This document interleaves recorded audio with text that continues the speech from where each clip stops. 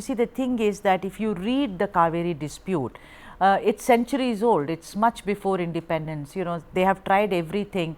I mean, this is just a kind of an experimental question, but I think for me it holds a lot of meaning. I'll start with Dr.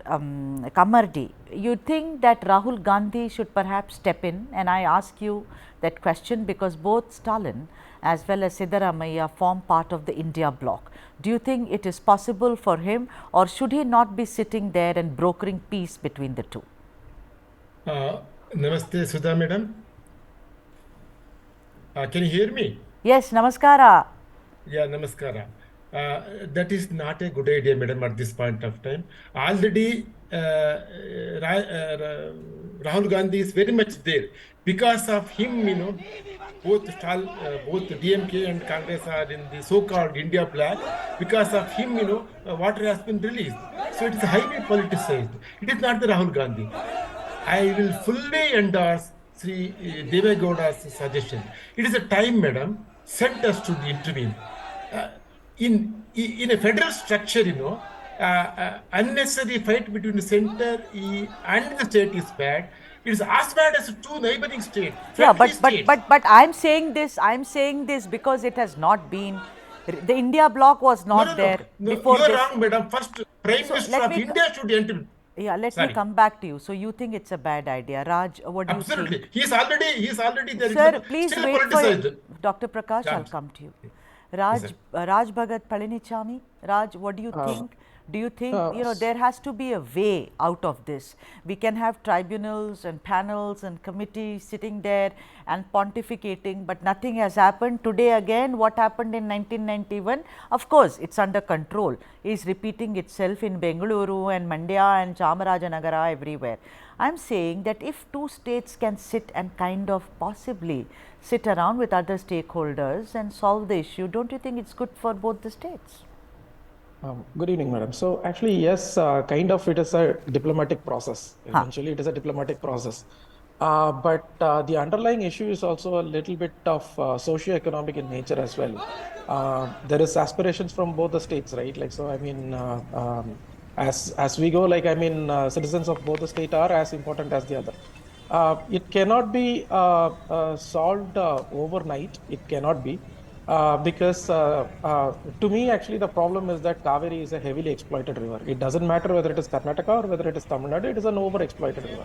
We have taken a lot out of it. So in years of flooding, of course, we'll not have much. I'll come to you, Raj, but I just wanted to start the show. So you think it could be a diplomatic, you know, effort so that the problem is solved? Darshan, you've seen this very, very up close for many years, and I read about you, how you have been in the middle of all this. Do you think that it's a good idea, perhaps as a diplomatic, you know, olive branch, as it were, for Rahul Gandhi to perhaps help mediate, like Devegowda ji has asked Narendra Modi to mediate? But do you think that Rahul Gandhi, someone who is a very prominent figure in the India bloc, could also perhaps broker peace? Darshan, what do you think? At this point, I don't really mind who comes in, who steps in. I think it is at the end of the day, all we need is this issue to be solved immediately. Yes. I think we are in dire need of water here. Drinking water is fading away. So I think we would definitely start with Devegowda ji's suggestion to start with the Honorable Prime Minister to step in, and if it helps, and if everybody thinks that Rahul Gandhi can also step in and help, so be it. Right at this point, I'm not going to say this way or that way, as long as the issue gets resolved. Yes, that's the way I was also looking at it. As long as the issue gets resolved, I think politics should be kept out of it. Captain Raja Rao, can you hear me, sir? Captain Rao? Yes. Captain Rao, I want to ask you what I asked the other guests as the first question. Do you think, as a diplomatic kind of effort for the problem to be solved, perhaps Rahul Gandhi can step in and try and broker peace between Stalin and Siddaramaiah, sir? Captain Rao. The diplomatic resolution is possible provided all the four basin states agree and submit a request for such an intervention. If it is possible, then Prime Minister will have a role and he can play. That's what happened in Telugu Ganga. Yes. When 5 TMC of water from all the three basin states gave it to Tamil Nadu for drinking purpose. So such situation, is it possible in the present political environment? Right, that's very well said, very well said. Dr. Prakash, let me come to you first, and although we will not be able to, there is a long list of problems between Tamil Nadu and Karnataka, but I am asking you that certain things which have been, which are definites, in the sense you have to, got to do this, do you see a flaw? For instance, of Tamil Nadu's overall allocated quantity, Karnataka is to ensure 177 TMC feet as per a monthly schedule. Of this quantity, 123 TMC feet is to be given during the period from June to September. Dr. Prakash, do you think that what has been adhered to or what is supposed to be done, I mean, don't you think that there should be a rethink on all this, because rivers have changed, dams have changed, reservoirs have changed? Dr. Prakash, please unmute yourself, sir. Thank you. Can you hear me? Yes, sir. Yeah, you are perfectly right, madam. And added to that, there is the climate change impact is enormous here. It is a delayed monsoon. So that the quantum of water you have mentioned during the normal rainfall season. So in that time, water would have flown much more than what is actually expected. The problem is the deficit. There is no clear-cut stand on the deficit rainfall, that too in the time of the delayed monsoon. So what should have been done, in my opinion, in a state like Karnataka, we are in Bangalore, a terrible information gap. We don't get the real picture, madam. The climb and counter climbs. The Karnataka says, it is a 52% deficit in the inflow. Then Tamil Nadu claims, we need the water, so much, water to be released. So what is the situation? On what basis the Cauvery Water Management Authority has given order to release 3,000? What is the basis? Whether they have taken the drinking water in a deficit, looking into the deficit rainfall situation. What is the real situation, so to convince both the side, this is the situation, this much of water. So simply, we need the order, we need the every time, we expect, there should be some basis to convince. Right. So, yeah, I understood that. I got it. Okay. Darshan, from 5,000 to 3,000, already Tamil Nadu was saying, I don't accept 5,000, I want maybe 7,200 or 12,500, whatever that be. But to reduce it, like Dr. Prakash says, from 5,000 to 3,000, where is this logic coming from? Whether it is both the authorities, if you look at it, I mean, what is the logic? And I think perhaps that's why the apex court said, listen, we are withdrawing, you solve it between these two. I think there is already a formula in place in the Supreme Court order. I think we have to definitely take into consideration that when this formula is applied, you easily can figure out how much water can be released. If you understand the ground realities of water, forget about the distress formula, forget about all the other numbers. If you just take a look at the amount of water that's available in Karnataka, in the dams, there is absolutely no way there is enough water for us to release. We have less than half of the capacity that is required for just drinking water. We are not even requesting or demanding water for our crops. There is a lot of standing crops that people have actually demanding water for. We are not. We are just asking for drinking water. So I think that's I don't know how this decision was actually made, but if they really understood the ground realities of what it is today here in Karnataka, I don't think they would have actually made this decision. All right, and let me now come to Raj, and then I'll go to Captain Rao. Raj, tell me something. I mean, I read your Twitter, or what is now called X thread, where you talk about dams and reservoirs, and just now you heard Darshan, who's been in the middle of this. Darshan, are you wearing that green as a symbol of supporting farmers? Yeah, this is my everyday attire. Yeah, because I'm so part of the yeah. movement. Yeah. So therefore, he's somebody who's been in this, and so he says that there are two things here. First is, what is with this agreement if the reservoirs and dams, because of deficit of water, they are running dry? How can you then give it to Tamil Nadu?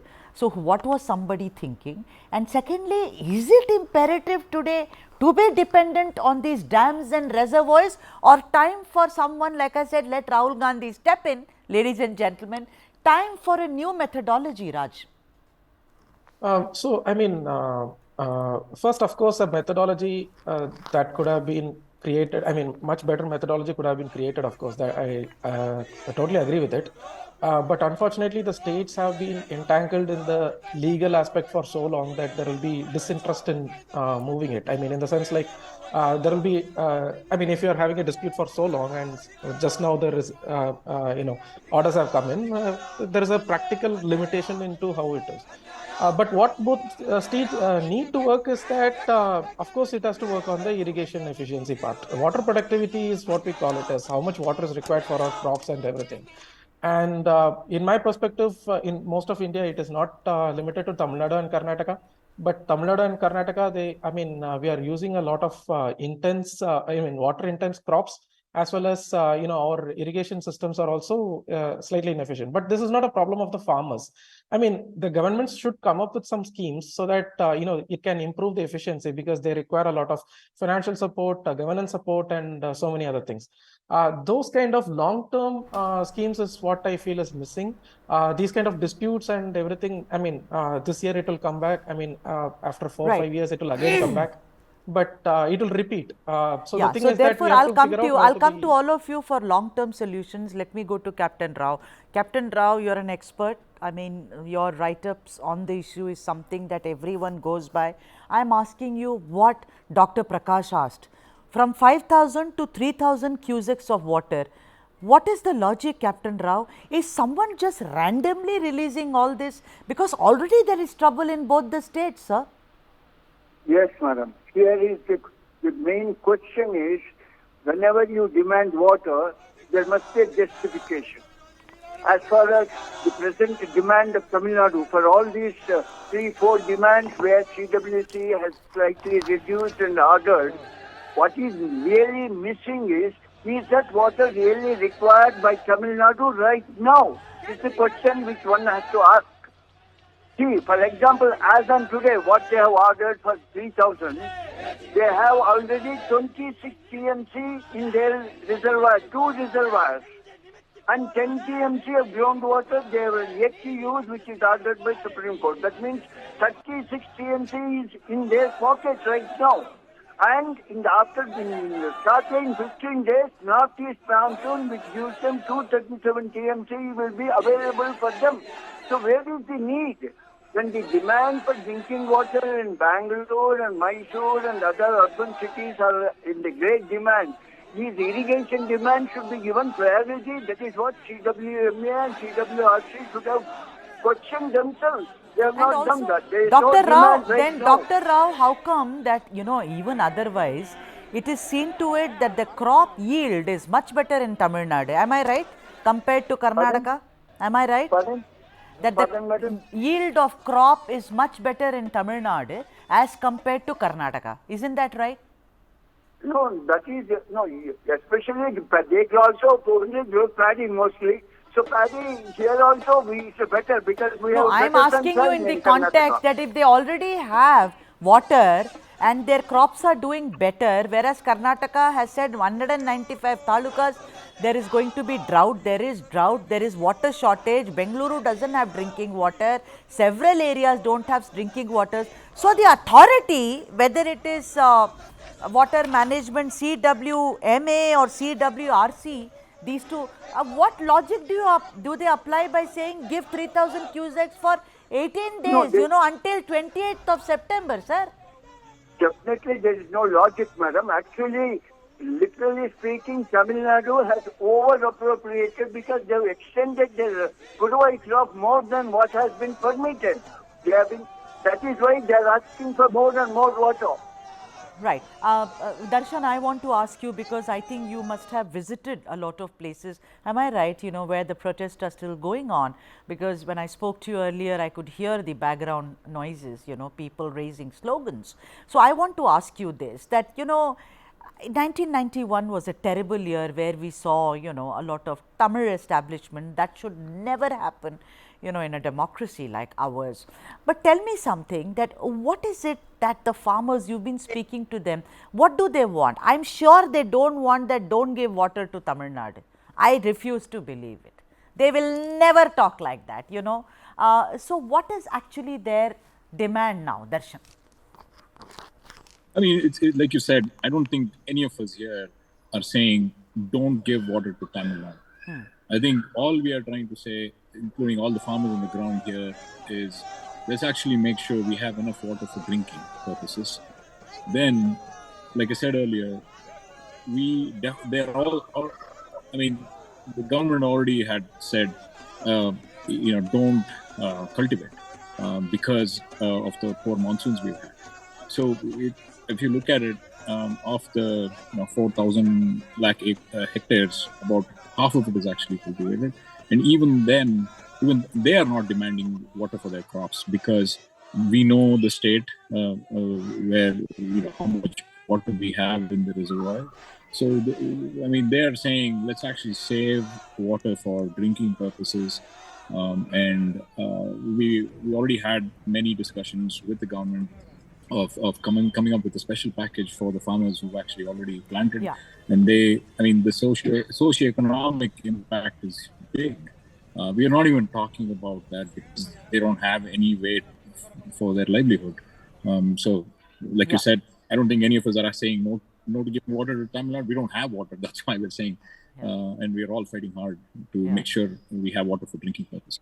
Right. Dr. Prakash, many chief ministers have come and gone. Many farmers have protested, hit the roads. I mean, we saw visuals and we'll play them out again. But the point is, Dr. Prakash, what do you think is the way out? Because there have been tribunals, the apex court has also. Is it somewhere that these real stakeholders are not included when they are looking for solutions, Dr. Prakash? I mean, look at all of you. I'm not just saying all of you. There must be many more people like this. Why aren't people like you included in this? Madam, you are absolutely right. I don't think, looking into the severity of the problem, emotionally so deep and highly politicized, neither government nor the judiciary could solve this problem.